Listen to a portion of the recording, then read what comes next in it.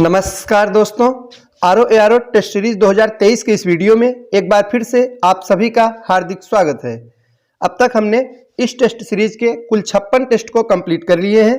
आज हम देखेंगे टेस्ट नंबर 57 को।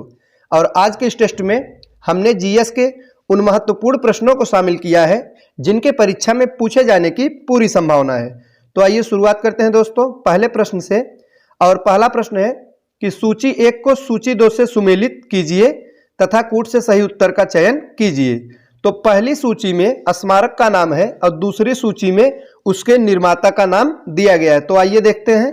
सबसे पहला है अटाला देवी मस्जिद। तो दोस्तों अटाला देवी मस्जिद का निर्माण किसने कराया था?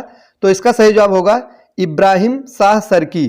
तो ए का हो जाएगा 2 से सुमेल, इब्राहिम शाह सरकी। और दूसरा है छोटा सोना मस्जिद।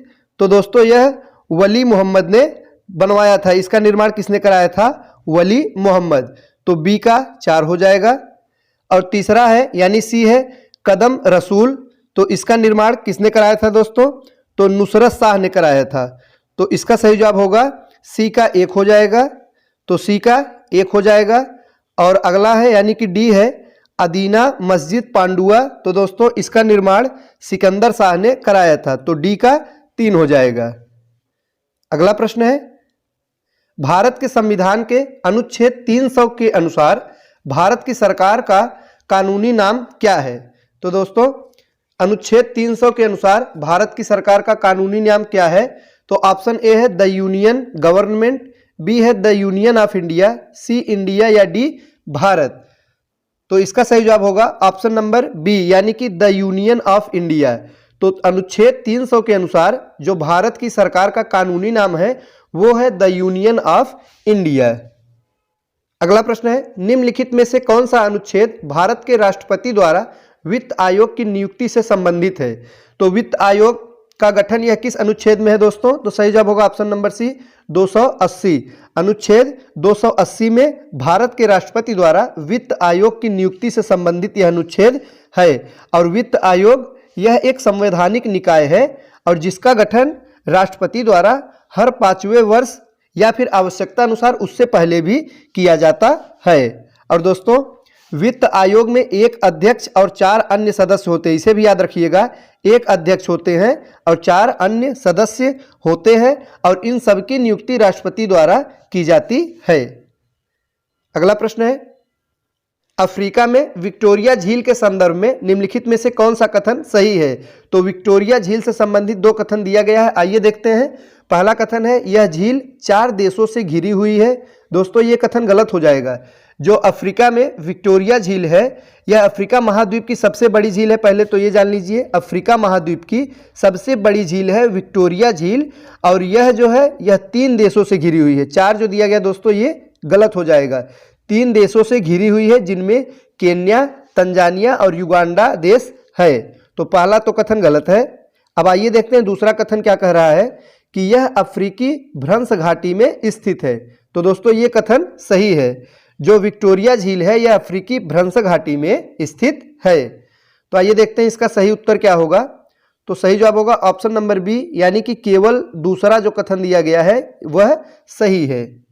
अगला प्रश्न है एंटीबायोटिक्स अधिकांशतः प्राप्त होते हैं। तो दोस्तों जो एंटीबायोटिक्स होते हैं वे अधिकांशतः किससे प्राप्त होते हैं? तो आइए देखते हैं। ऑप्शन ए है कवकों से, बी विषाणुओं से, सी जीवाणुओं से या डी आवृत बीजियों से। तो इसका सही जवाब होगा ऑप्शन नंबर सी जीवाणुओं से यानी बैक्टीरिया से। दोस्तों जो एंटीबायोटिक्स होते हैं वे अधिकांशतः जीवाणुओं से प्राप्त होते हैं।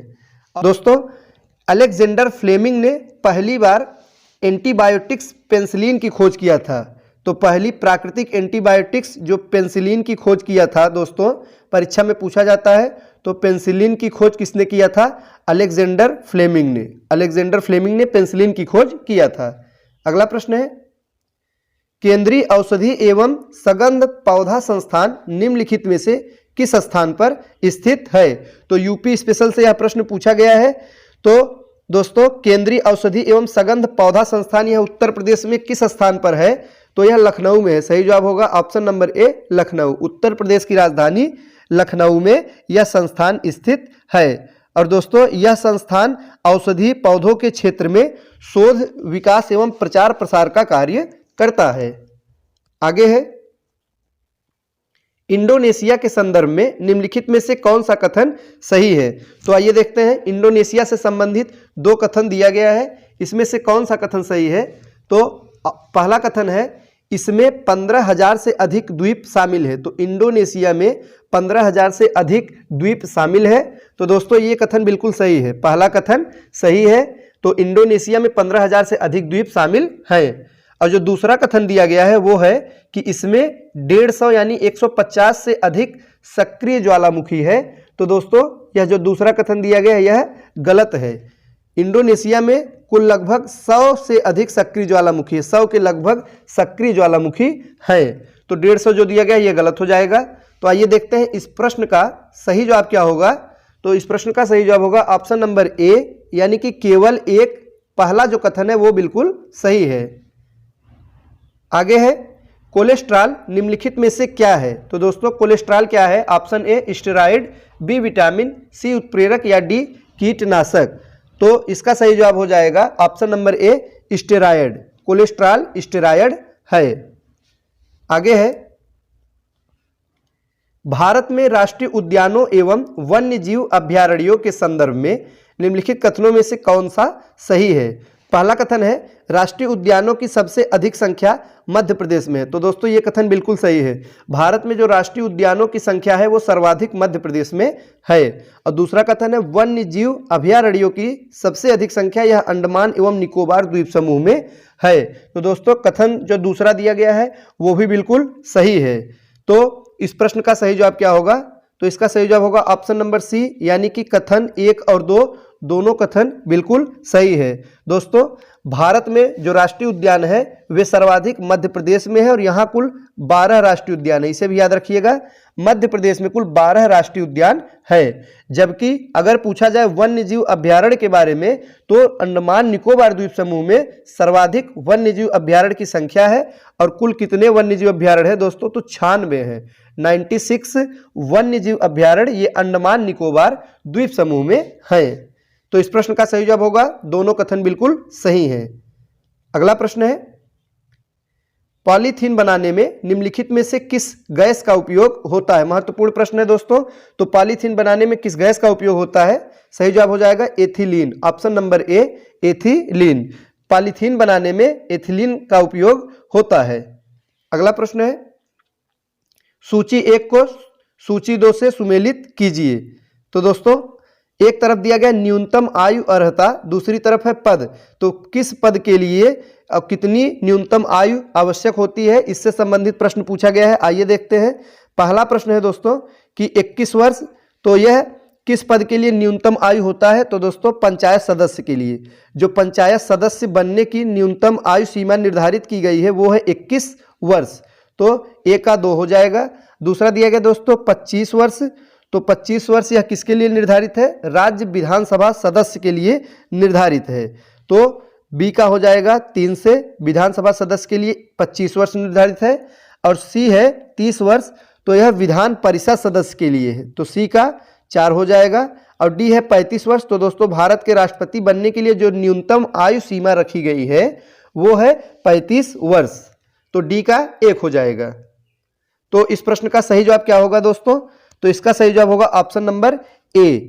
तो ऑप्शन नंबर ए यह सही हो जाएगा। अगला प्रश्न है, उत्तर प्रदेश कृषि अनुसंधान परिषद निम्नलिखित में से किस स्थान पर स्थित है?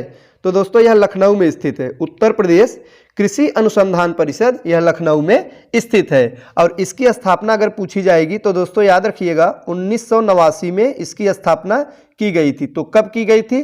1989 में इसकी स्थापना की गई थी।